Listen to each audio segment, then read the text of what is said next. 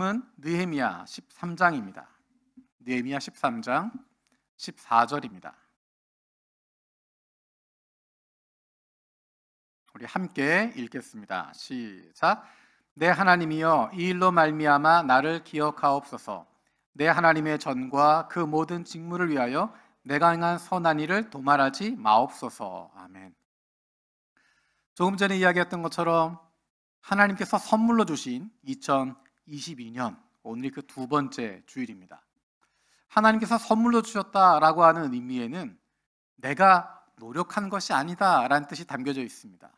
내가 얻어내서 2022년이 시작된 것이 아닙니다. 내가 무엇인가를 성취해서 나에게 또 다른 한 해가 주어진 것이 아닙니다. 하나님께서 주셨다라는 것입니다.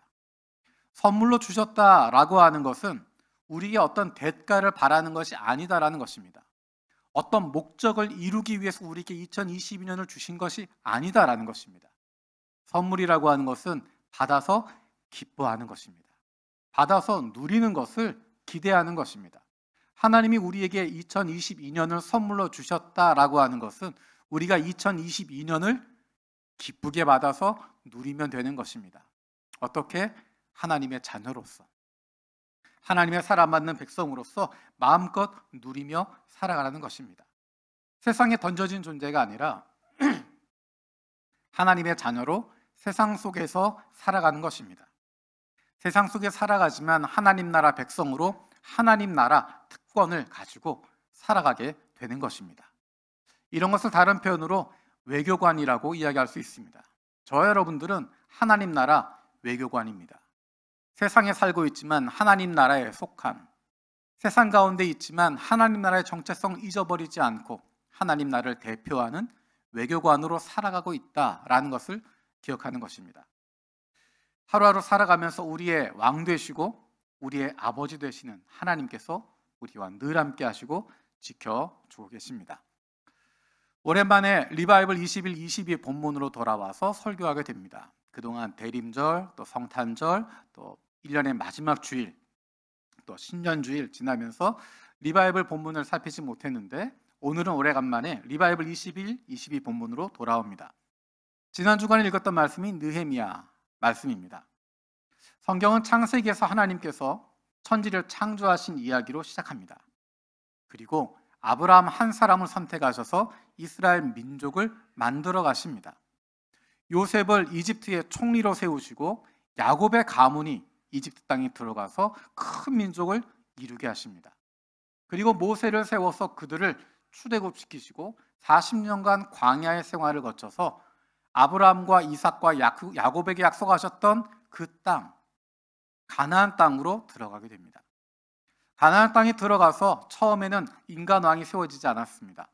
민족적인 어려움이 있을 때마다 하나님은 사사라고 하는 지도자를 세워주셨고 그 지도자를 중심으로 문제를 풀어가게 됩니다. 그리고 마침내 이스라엘도 다른 나라들처럼 인간 왕을 세우게 되고 왕이 중심이 되어서 나라를 다스리게 됩니다. 그것이 바로 왕정 시대입니다. 이 내용들이 사무엘 상하 그리고 열왕기 상하에 이어지고 있는 내용들입니다. 하지만 마음 아픈 것은 이스라엘 백성들이, 하나님 나라 백성들이 하나님을 버리는 것입니다. 하나님께 반역하는 것입니다. 하나님만 섬겨라 라고 말씀하시는데 하나님도 섬기고 가나안 땅에 있는 다른 이방신들도 섬기기 시작합니다. 나중에는 가나안에 있는 이방신들을 섬기면서 하나님도 섬기는 모습으로 바뀌게 됩니다. 하나님의 백성이라고 이야기하지만 하나님과 관계없이 살아가고 있는, 하나님 계속 그들에게 경고하십니다. 그러다가 망한다 라고 경고하시지만 이스라엘은 하나님은 버리고 불순종하게 되고 그 결과로 북이스라엘은 아수르에게 멸망당하게 되고 남유대는 바벨론에게 멸망되면서 열왕기 하가 끝나게 됩니다. 왕국으로서의 이스라엘 왕국은 그렇게 끝납니다. 인간이 다스리고 있었던 나라 이스라엘 왕국은 거기에서 끝나게 됩니다. 하지만 우리가 알고 있는 것처럼 구약 성경은 그렇게 끝나지 않습니다. 그 다음에 계속 내용이 이어지고 있습니다. 이스라엘 왕국이 무너진 다음에 기록되어 있는 책이 역대상하입니다. 역대상하의 관점은 조금 다릅니다. 이스라엘 왕을 중심으로 보는 것이 아니라 하나님이 왕 되신 모습을 중심으로 쓰여져 있습니다. 그래서 역대기의 시작은 창조주 하나님으로부터 시작하고 있습니다. 하나님이 창조하신 아담으로부터 그 이야기가 시작되게 되고, 마지막은 인간 왕국이었던 이스라엘이 멸망하는 것, 그것으로 끝나는 것이 아니라 하나님께서 그 나라를, 그 민족들을 어떻게 회복시키시는지 하나님의 역사하심을 보여주는 이야기로 역대하가 끝나게 됩니다. 그리고 그 이야기는 그 다음으로 연결되게 됩니다. 우리 역대하 마지막 장, 마지막 절 함께 읽어보겠습니다. 역대하 36장 22절에서 23절입니다. 함께 읽겠습니다. 시작. 페르시아의 고레스 왕이 왕위에 오른 첫 해에 주님께서는 예레미야를 시켜서 하신 말씀을 이루시려고 페르시아의 고레스 왕의 마음을 움직이셨다. 고레스는 온 나라에 명령을 내리고 그것을 다음과 같이 조서로 써서 돌렸다. 페르시아의 고레스 왕은 다음과 같이 선포한다. 주 하늘의 하나님께서 나에게 이 땅 위에 모든 나라를 주셔서 다스리게 하시고 유다의 예루살렘에 그의 성전을 지으라고 명하셨다. 이 나라 사람 가운데 하나님을 섬기는 모든 백성에게 하나님께서 함께 계시기를 빈다. 그들을 모두 올라가게 하여라. 아멘. 하나님께서 유다가 멸망하기 전에 예레미야를 통해서 주셨던 약속을 이루시는 것입니다. 왕국은 멸망해서 백성들은 포로로 다 잡혀갔는데, 포로로 잡혀간 이후에도 하나님께서는 그의 백성을 돌보고 계십니다. 그의 백성들을 지키고 계시고 약속하신 때가 되었을 때 그들이 예루살렘으로 돌아갈 수 있도록, 그리고 단순히 인간 왕이 다스리는 왕국 이스라엘이 아니라 눈에 보이지 않는 하나님이 왕 되시는 하나님의 나라 공동체의 회복을 만들어 가시는 것입니다. 그것이 바로 하나님의 비전이었습니다. 그렇게 하나님의 백성 공동체를 만드시고 그 가운데 예수 그리스도가 탄생하시고 그로 말미암아 온 세상을 구원하시고자 하는 하나님의 비전이었던 것입니다. 그 비전에 귀하게 쓰임받았던 두 사람, 그 사람이 바로 에스라와 느헤미야라고 하는 사람입니다. 우리가 지난 주중에 읽었던 에스라서와 느헤미야서는 이 두 사람을 통해서 하나님께서 하셨던 일을 보여주고 있습니다. 느헤미야는 하나님의 비전을 이루어가는 탁월한 지도자였습니다. 리더십을 이야기할 때 가장 중요하게 다루는 인물이 느헤미야입니다. 다윗보다, 솔로몬보다, 다른 어떤 왕보다 첫 번째로 생각할 수 있는 하나님의 꿈을 이루어가는, 하나님의 비전을 이루어가는 리더십, 그것을 이야기할 때 반드시 등장하는 인물이 느헤미야라고 하는 사람입니다. 느헤미야는 자기의 야망을 이루어가는 사람이 아니라, 자기의 꿈을 성취하는 사람이 아니라 하나님의 비전을 이루어가는 진정한 리더였습니다. 그는 문제를 해결할 줄 아는 리더였습니다. 우리가 알고 있는 것처럼 느헤미야는 왕궁에서 인정받고 있던 사람입니다. 포로로 잡혀갔는데, 포로로 잡혀간 그 땅에 왕에게 인정받고 왕궁에서 인정받고 있는 사람이었습니다. 얼마나 그가 탁월한 사람이었는지, 얼마나 훌륭한 사람이었는지, 얼마나 능력 있는 사람인지 우리가 거기에서 알 수 있습니다. 실제로 우리가 일본 땅에 살고 있는데 일본 회사에 다니기도 하고 일본 관청에 다니기도 하지만 가장 높은 자리까지 올라간다고 하는 것이 얼마나 어려운지 모릅니다. 왕궁에서 인정받을 만한 자리에 포로로 잡혀온 사람이 그 자리에 있다고 하는 것, 그의 탁월함을 보여주는 것입니다. 그런데 놀라운 것은 그 왕궁에서 편안한 삶을 누리는 것이 아니라 하나님께서 주신 부르심, 하나님의 말씀, 거기에 귀를 기울이고 하나님의 비전을 품고 나니까 그 길을 걷게 되는 것입니다. 무너진 예루살렘의 소식을 들으면서 그 마음이 무너져서 울게 됩니다. 그리고 그것에 대한 준비를 시작합니다. 하나님의 부르심이 여기에 있다라고 믿고 그는 준비합니다. 느헤미야 1장에서 예루살렘의 소식을 듣고 마음 아파 웁니다. 그리고 느헤미야 2장에서 왕과의 대화를 통해서 예루살렘으로 떠나게 됩니다. 그때까지 몇 절 되지 않는 부분이지만 그 가운데 보여주고 있는 것은 느헤미야가 얼마나 일상 속에서 인정받고 있는 사람이었나 하는 것을 보여주는 것입니다. 평소에 성실했기 때문에, 평소에 열심히였고 믿음직한 사람이었기 때문에 왕이 인정해 주는 것입니다. 일상의 삶에서도 인정받지 못하는 사람이 특별한 일을 감당할 수 없습니다. 내 주변에 가까운 사람에게도 인정받지 못하는 사람이 많은 사람들에게 인정받으며 그들을 섬기며 할 수 없습니다. 큰 일이 아니라 내게 맡겨진 일상의 일들을 성실하게 하는 것이 중요합니다. 많은 사람에게 잘 보이는 것보다 내게 가장 가까이 있는 사람들을 사랑하고 품어줄 수 있어야 됩니다. 그리고 느헤미야는 준비가 철저했던 사람입니다. 여러분 읽으셨던 것처럼 느헤미야 2장에 보면 왕이 물어보는 것에 대해서 느헤미야는 지체하지 않습니다. 자기가 할 수 있는 일들이 미리 정리가 되어 있었던 것입니다. 예루살렘 성벽을 재건하기 위해서, 예루살렘 공동체를 재건하기 위해서 필요한 것이 무엇인지, 얼마나 시간이 걸릴지, 이런 부분들에 대해서 미리 준비가 되어 있습니다. 정확하게 대답하고 있고 빈틈없이 진행합니다. 철저하게 준비가 되어 있던 사람입니다. 그래서 52일 만에 성벽 재건하는 것이 끝나게 됩니다. 단순히 일만 계획을 짜라고 잘 진행하는 사람이 아니었습니다. 느헤미야는 영적인 무게를 감당할 수 있는 사람이었습니다. 느헤미야가 예루살렘 성벽 공사를 시작할 때 주변에서 많은 방해들이 있었습니다. 그 당시에 이스라엘 왕국이 아니라 이제는 바벨론 왕국, 페르시아 제국의 땅이었기 때문에 각 땅들에는 그 땅의 중심 인물들이 있습니다. 그 당시에 예루살렘 그 땅의 중심 인물은 산발랏이라고 하는 사람이고, 그를 돕고 있는 도비아라고 하는 인물이 있습니다. 그들이 중심되어 있는데 성벽을 쌓는 모습을 보면서 비웃습니다. 저거 성벽 쌓을 수 있겠냐? 너희들이 뭘 할 수 있겠냐? 느헤미야는 거기에 흔들리지 않고 성벽 쌓는 일에 집중합니다. 어느 정도 성벽이 쌓아지니까 도비아와 산발렛 그리고 그곳에 있던 아랍 사람들은 이제는 물리적인 위해를 가해야 되겠다 생각하게 됩니다. 공격하겠다. 유다 사람들을 공격하려고 계획을 세웁니다. 하지만 거기에 흔들리지 않고 방어를 충실히 하면서 한 손에는 창을 들고 한 손으로는 벽돌을 옮기는 모습으로 경계를 늦추지 않고 방어를 충실하게 하면서 성벽을 계속 쌓아갑니다. 성벽 쌓는 일이 거의 끝날 때쯤 되어지니까 이들의 공격은 느헤미야에게 집중되게 됩니다. 느헤미야를 죽이기 위해서 여러 가지 방법들을 동원하게 됩니다.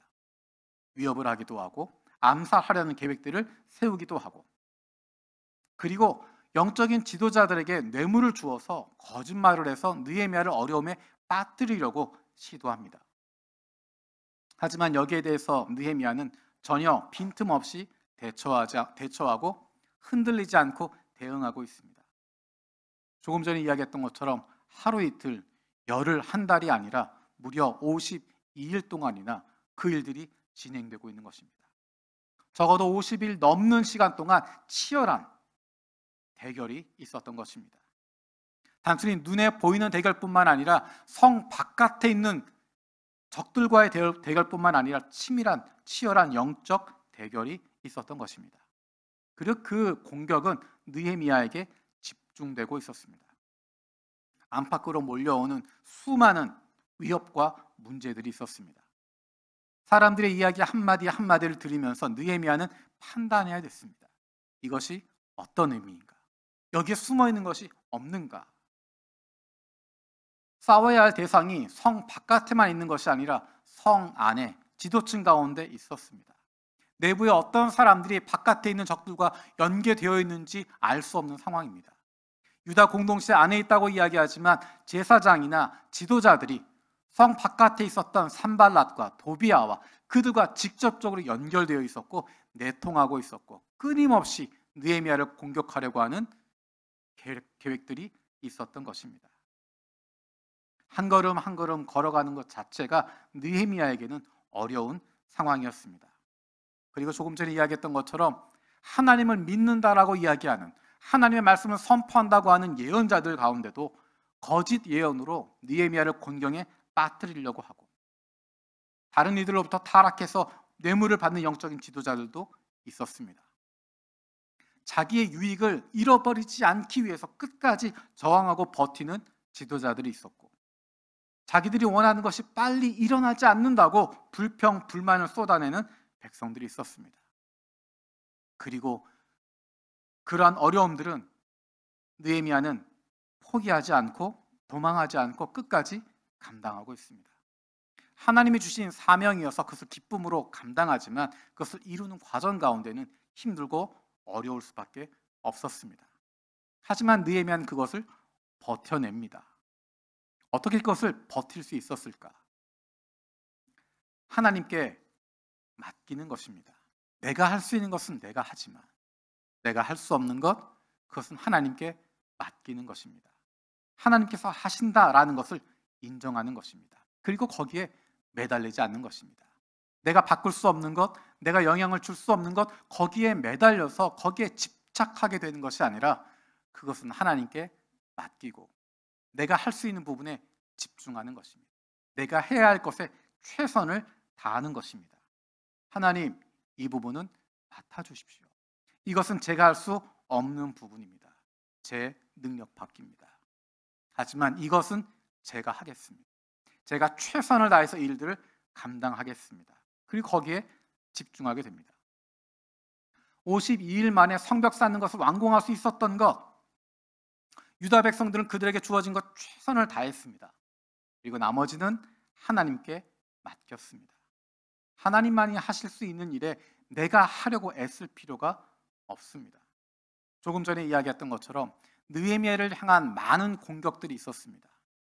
그런데 재미있는 것은 느헤미야가 모든 것을 다 대처할 수 있었던 것은 아닙니다. 느헤미야가 알지 못했지만, 느헤미야도 생각하지 못했지만 하나님께서 그것들을 막아주십니다. 하나님께서 보호해 주십니다. 모든 것을 느헤미야가 다 막아내고 방어한 것이 아니라 하나님께서 방어해 주시고 막아주시고 일어설 수 있는 힘을 새롭게 허락해 주셔서 느헤미야가 그 일들을 감당할 수 있었던 것입니다. 느헤미야의 위대한 부분은 또 다른 곳에 있습니다. 느헤미야가 최선을 다해서 이 유다 공동체를 세워갑니다. 성벽을 세우는 것뿐만 아니라 유다 공동체라고 하는 그 공동체를 새롭게 만들어가는 과정들을 진행합니다. 13장에 보면 느헤미야가 왕과 정했던 기한이 다 되어서 왕에게 돌아갔다가 다시 예루살렘에 돌아옵니다. 그때 놀라운 광경이 펼쳐집니다. 우리 13장 6절 7절 같이 읽어보겠습니다. 13장 6절 7절입니다. 시작. 이 모든 일은 내가 예루살렘을 비웠을 때 일어났다. 나는 바빌론 왕 아닥사스다 32년에 왕을 뵈러 갔다가 얼마간 지나서 왕에게 말미를 얻어 예루살렘으로 다시 돌아와서야 엘리야십이 하나님의 성전 뜰 안에 도비아가 살 방을 차려준 이 악한 일을 알게 되었다. 느헤미야가 왕에게 약속을 하고 예루살렘으로 와서 성벽을 재건하고 이스라엘 공동체, 유다 공동체 재건하는 일에 참여하게 됩니다. 그때가 느헤미야 2장 1절에 보면 아닥사스다 왕 20년이라고 이야기합니다. 13장에 아닥사스다 32년에 왕을 뵈러 갔다라고 이야기하는 것을 보면 12년간의 시간이 지났습니다. 12년 동안 느헤미야가 최선을 다했습니다. 하나님의 성전이 회복될 수 있도록, 그리고 그 안에서 경건한 예배가 될 수 있도록, 하나님의 성전을 섬기고 예배 공동체 중심이 되는 레위인들이 예배에 집중할 수 있도록, 이스라엘 백성을, 유다 백성들을 올바르게 이끌어갈 수 있도록 최선을 다해서 준비합니다. 그리고 그 공동체가 영적으로 깨끗해질 수 있도록 개혁에 최선을 다했습니다. 그렇게 12년의 시간이 지났습니다. 그런데 느헤미야가 잠시 아닥사스다 왕에게 갔다가 다시 돌아오는 사이에 벌어진 일들은 예전의 모습으로 돌아가 버리는 것입니다. 하나님의 성전을 정결케 했는데, 깨끗하게 만들었는데 또다시 거기에 암몬 사람 도비아의 방이 만들어진 것입니다. 그것은 엘리야십 제사장이, 영적인 리더라고 이야기하는 엘리야십 제사장이 도비아와 연결되었기 때문입니다. 도비아뿐만 아니라 산발랏과도 연결이 되어져 있습니다. 성전에 11조를 드리지 않아서 성전을 섬기고 있었던 레위인들은 생계를 위해서 먹을 것을 위해서 떠나버리게 됐습니다. 예루살렘 성전은 그대로 있지만 예배는 드려지지 못하고 공동체는 완전히 다 흩어져 버렸습니다. 백성들은 안식일을 중요하게 생각하지 않습니다. 안식일에 하고 싶은 일 그냥 하고 있습니다. 예전의 모습으로 다시 예전 모습으로 돌아가 버렸습니다. 느헤미야의 마음이 어땠을까? 내가 가장 중요한 시기 최선을 다해서 노력했는데 아무런 변화도 일어나지 않는 것 같은, 다시 원래대로 돌아가 버리는 것 같은, 내가 그동안 했던 수고가 다 헛돼 버린 것 같은, 그동안 10여 년 동안 최선을 다했는데 다시 원래 모습으로 돌아가면 이제 앞으로 내가 얼마나 더 노력을 해야 되는지, 그렇게 노력한다고 달라지긴 할 건지, 그것에 대한 마음이 있지 않았을까? 이러다가 나만 고생하고 있는 거 아닌가 하는 마음이 들지 않았을까? 그런데 놀라운 것은 느헤미야는 거기에서 포기하지 않습니다. 그 전에 했던 일들을 다시 시작합니다. 다시 하나님의 성전을 정결케 하는 일들을 다시 시작합니다. 다시 레위인들이 사역할 수 있도록 도와줍니다. 다시 이스라엘 유다 백성들이 안식일을 소중하게 여길 수 있도록 가르칩니다. 여전히 죄악이 있고 여전히 예전의 모습들이 있지만 느헤미야는 포기하지 않습니다. 객관적으로 생각해 보면 사람들이 느헤미야를 좋아하지 않을 수 있겠다 생각이 듭니다. 왜냐하면 지도자들은, 엘리야십을 비롯한 지도자들은 그냥 편하게 살고 있었는데, 그 당시 그 지역의 강자였던 중심 인물이었던 산발랏과 도비아와 친하게 지내면서 적당히 눈 감아주고 적당히 하나님의 성전에서 방 하나쯤 만들어주고 적당히 친하게 지내면서 얼마든지 유익을 누릴 수 있었는데 느헤미야 때문에 그렇게 못하는 겁니다. 에스라 때문에 그렇게 할 수 없었던 겁니다. 백성들도 처음에야 포로에서 돌아와서 이제 말씀대로 살아간다고 생각하고 이제 하나님 중심으로 살아가겠다라고 이야기했지만, 말씀대로 살아간다고 하는 것, 하나님 중심으로 살아간다고 하는 것이 얼마나 피곤하고 어려운 것인지 조금씩 풀어지고 있는 마음들, 그냥 편하게 살고 싶은데, 그냥 남들처럼, 그냥 다른 사람들처럼 그냥 편하게 지내고 싶은데 느헤미야 때문에, 에스라 때문에 율법을 지켜야 하고 안식일도 꼬박꼬박 지켜야 하는, 그래서 힘들고 불편했을 것입니다. 예전의 모습으로 돌아가는 백성들을 보면서 자신이 수고하고 노력했던 것, 그것이 점점 사라지게 될 거다. 느헤미야도 에스라도 우리가 죽고 나면, 우리가 떠나고 나면 이 백성들이 어떻게 될까? 이 백성들이 하나님을 떠나게 되지 않을까? 다시 이들이 멸망하게 되지 않을까? 그런 두려움을 가지고 있었습니다. 그렇기 때문에 에스라가 노력했던 것, 느헤미야가 노력했던 것, 그것이 의미가 없어졌습니까? 그렇지 않습니다. 놀라운 것은 에스라가 없어진 이후에도, 느헤미야가 사라진 이후에도 유대 공동체는 유지됩니다. 여전히 타락한 지도자들이 있고, 여전히 세상에 타협하는 사람들이 있고, 여전히 말씀과 관계없이 살아가는 사람들도 있지만, 유대 공동체의 많은 사람들은 하나님의 말씀에 대한 사모함을 가지고 있고, 세상 권력이 아니라 하나님이 우리의 왕이시다라고 하는 것을 분명히 세워가며 살아가게 되고, 그 유대 공동체의 전통이 예수님이 이 땅에 오시는 400년 이후까지도 이어지게 된다는 것입니다. 에스라는 사라졌어도, 느헤미야는 없어졌어도 그 공동체가 유지될 수 있었습니다. 어떻게 그것이 가능할 수 있을까? 하나님께서 지키시기 때문입니다. 하나님께서 함께 하셨기 때문입니다. 우리에게 필요한 것은 우리가 열심히 다하고 수고하고 최선을 다하고 그것을 사람들이 기억하고 사람들이 인정하고 그 흔적이 남아있는 것을 바라는 것보다, 하나님께서 기억하시고 인정하시고 하나님이 주실 상급을 기대하며 살아가는 것입니다. 그런데 문제는 그것이 쉽지 않다는 것입니다. 자연스럽게 이루어지지 않습니다.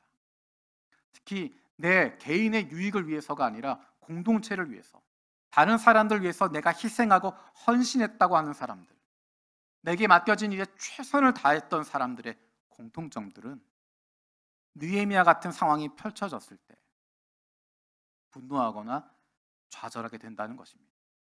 내가 그렇게 헌신하고 수고하고 최선을 다했는데 그 결과가 내가 원하는 대로 이어지지 않을 때, 혹은 그 누군가에 의해서 그것들이 부정되거나 망가졌다고 느낄 때, 다른 사람들이 내 수고와 헌신, 그것을 부정하거나 의미를 깎아내리게 될 때 분노하게 되고 좌절하게 됩니다. 교회에서 사역을 하는 동안에 교역자들이 담당 부서를 바꾸게 될 때가 있습니다. 담당 부서를 바꾸게 될 때 가장 힘든 부분이 무엇이냐면 전임자와의 관계입니다. 전임자가 세워놓은 것들, 만들어 놓은 것들, 그것을 변화할 때, 바꾸려고 할 때 생기는 문제들입니다. 쉽게 이해할 수 있는 부분은 원로 목사님이 계시는 교회에 담임 목사로 부임하는 목사는 정말 힘듭니다. 뭐 하나 바꾸기가 어렵습니다. 예를 들어서 앞에 강대상 하나 바꾸는데도 굉장히 어렵습니다. 여러분, 우리 강대상, 어떤 강대상 기억하시나요? 네, 하도 이거를 봐서 기억이 안 나실 거예요. 강대상 하나 바꾸는데 굉장히 어렵습니다. 화분 하나 움직이는데도 굉장히 힘듭니다. 저는 처음에는 나이가 드시면 그런가? 마음이 굳어져서 그런가 생각했습니다. 그런데 보니까 그게 아닌 것 같아요. 왜냐하면 그 강대상이 대표하고 있는, 그것을 위해서 같이 기도하고 수고하고 애썼던 그런 젊음의 순간들이 있었던 것입니다.